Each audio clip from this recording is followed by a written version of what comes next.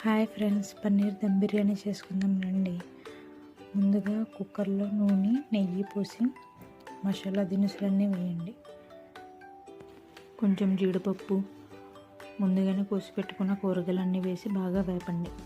ఇప్పుడు అందులో 2 స్పూన్స్ గరం మసాలా వేయండి. మనం చేసుకునేది దమ్ బిర్యానీ కాబట్టి కొంచెం పెరుగు కూడా వేసుకోండి.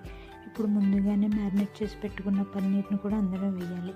పన్నీర్ని ఎలా మ్యారినేట్ చేయాలంటే, పన్నీర్ని చిన్న చిన్న ముక్కలుగా కోసుకొని అందులో పసుపు, ఉప్పు, కారం, గరం మసాలా, కొంచెం అల్లం వెల్లుల్లి పేస్ట్, పెరుగు వేసి 2 గంటల సేపు బాగా మ్యారినేట్ చేసి పెట్టుకోండి.